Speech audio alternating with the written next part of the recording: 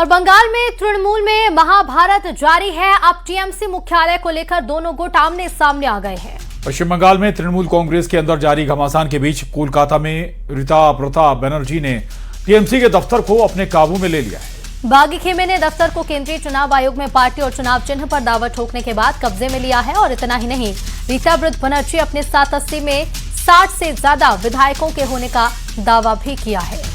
बागी गुट के कब्जा करने के मौके पर नेता विपक्ष रीता प्रताप बनर्जी, संदीपान साहा, अखरुजमान गुलाम रब्बानी, प्रसून बनर्जी, फिरहाद हकीम, जावेद खान मौजूद रहे।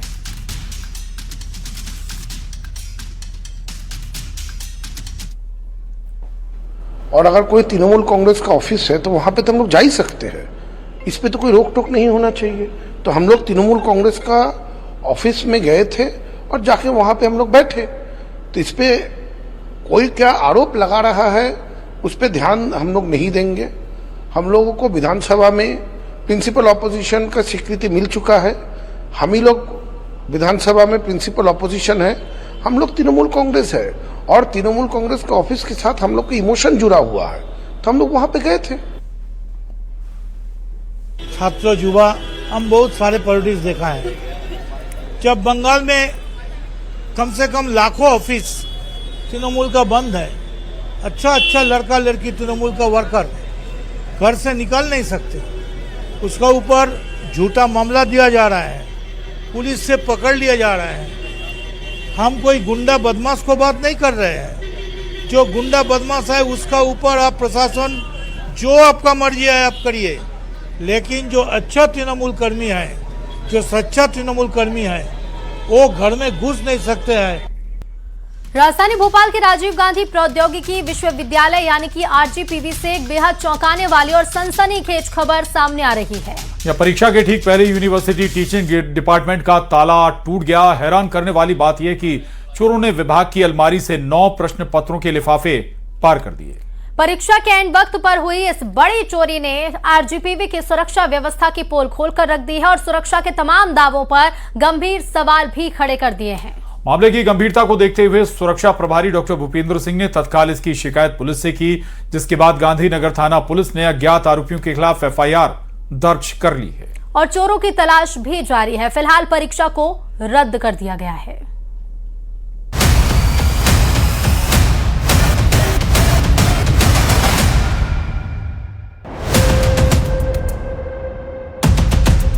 भोपाल का राजीव गांधी प्रौद्योगिकी विश्वविद्यालय एक बार फिर विवादों में आ गया है। परीक्षा शुरू होने से ठीक पहले स्कूल ऑफ बायोटेक्नोलॉजी विभाग के चौथे सेमेस्टर के कंप्यूटर विषय का प्रश्न पत्र चोरी होने से हड़कंप मच गया।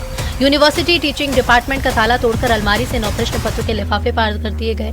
स्कूल ऑफ बायोटेक्नोलॉजी विभाग के कंप्यूटर की परीक्षा शुक्रवार सुबह आयोजित होनी थी। छात्र तय समय पर परीक्षा देने पहुंचे, लेकिन उन्हें परीक्षा शुरू होने से पहले ये जानकारी दी गई कि प्रश्न पत्र उपलब्ध नहीं है और परीक्षा फिलहाल स्थगित की जा रही है।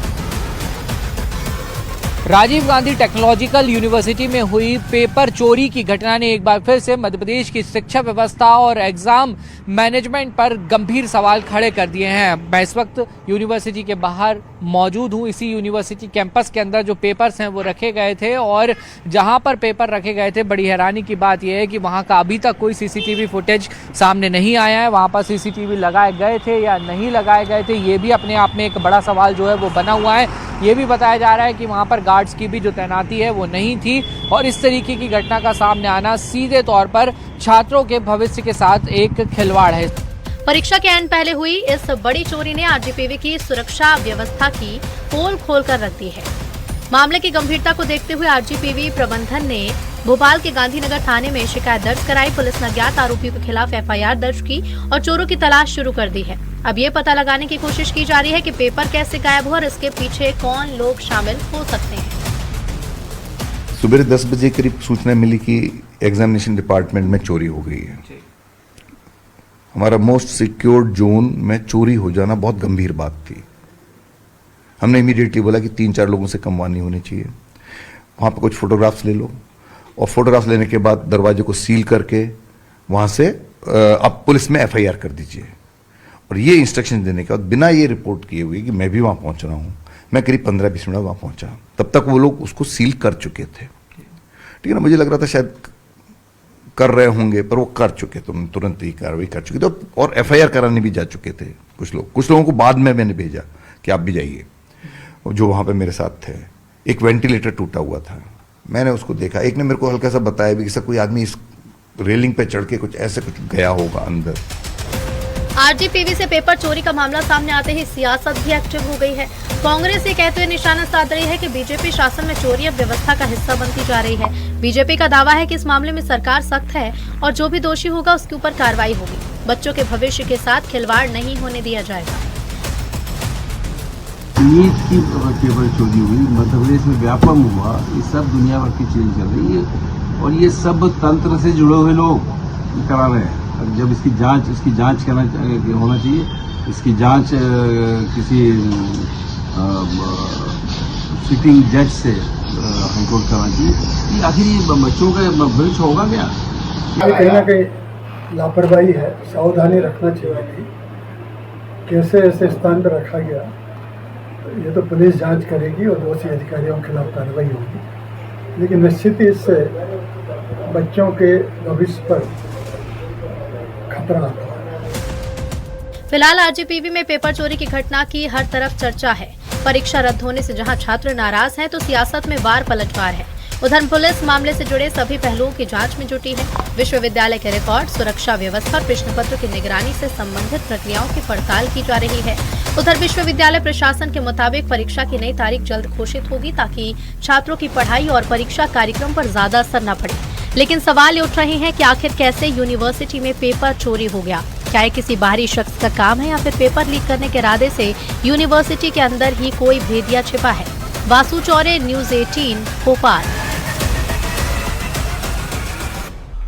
और दतिया उपचुनाव को लेकर अब बीजेपी और कांग्रेस अपनी अपनी तैयारियों में जुट गई हैं। उपचुनाव से पहले कांग्रेस ने शक्ति प्रदर्शन शुरू कर दिया है। दतिया में कांग्रेस की आज हाई लेवल बैठक चल रही है, जिसमें टिकट के दावेदारों, चुनावी रणनीति और जीत के समीकरणों पर मंथन चल रहा है।